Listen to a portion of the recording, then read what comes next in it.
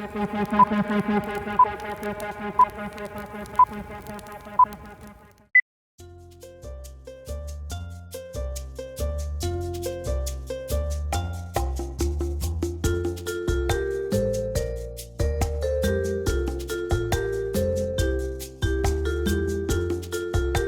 to the Pax Online Roundup from the Chronicles of Geek. I'm Damon Roth, the geek from the north, and we are here virtually at the PAX East Online Conference 2021.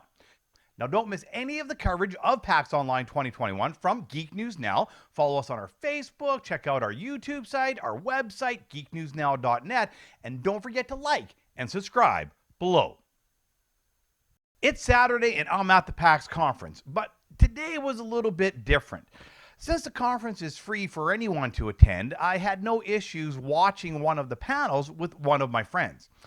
The panel I chose for this morning was Rock, Paper, Shotgun Indies Uncovered. It was with Colm Ahern and Matthew Castle, and it was a real-time game follow as the two panels worked their way through some various games.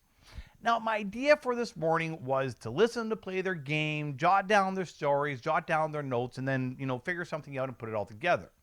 But then something happened. As the panelists were making their way through the game, they began to talk about things that weren't actually part of the game. They started talking about life, they started talking about game mechanics, what have you. And my friend and I, we started to follow suit.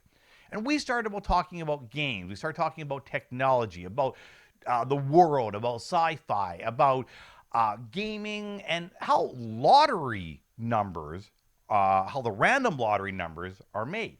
Spoiler alert, computers cannot actually generate a random number. There's a whole science behind it, and how they actually make the random lottery numbers is quite the system.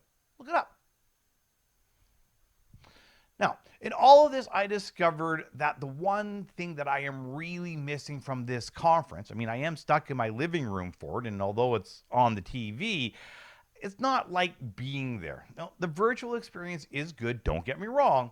It just doesn't give me the ability to meet and connect with the folks that are actually doing this at a deep level.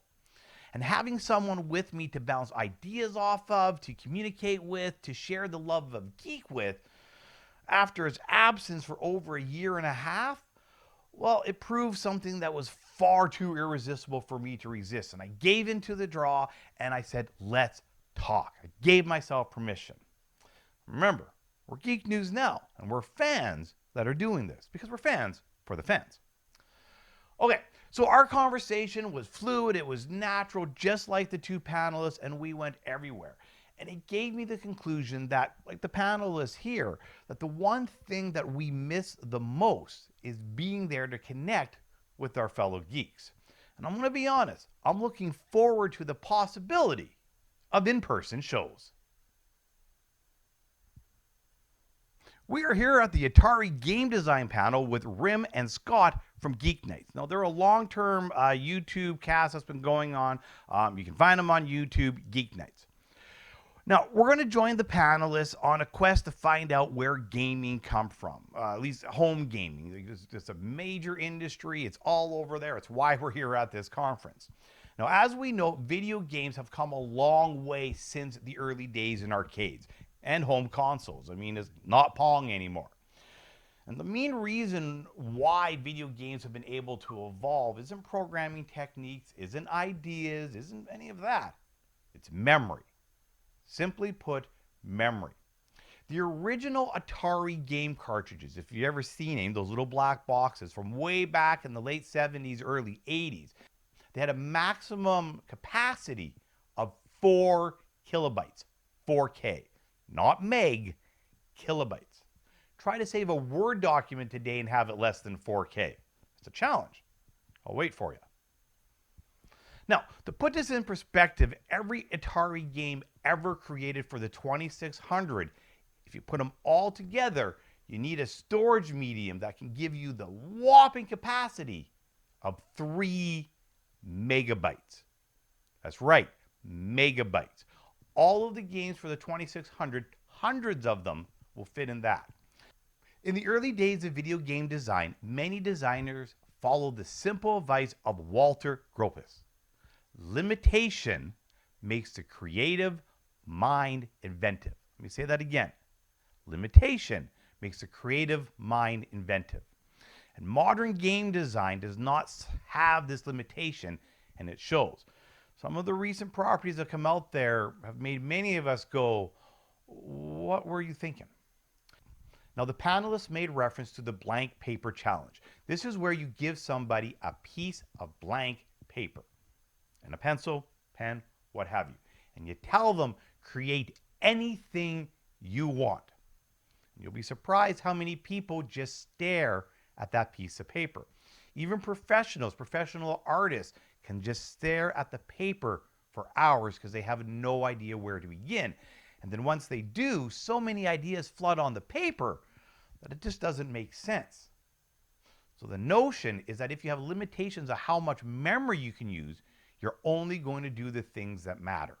And the paper challenge put a single line across the paper, and people now have a starting block, a limitation to work around.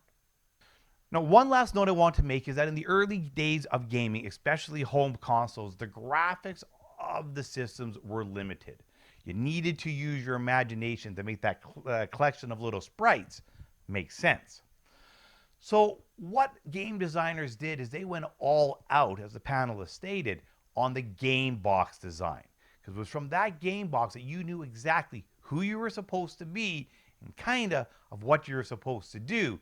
And your imagination would literally fill in the mixing pixels. There's no update for the Megathon Challenge this update here. That's because it hasn't happened yet. It happens later this afternoon, this evening. It will be on our next roundup, so make sure you tune in to see who continues on in the Megathon. For the Chronicles of Geek here on Geek News Now, at Pax Online, I'm Damon Roth, the Geek from the North. Don't forget to like and subscribe below to keep up on all your latest Geek News Now. And as always, my friends, stay safe, stay brave, and most of all, stay geeky.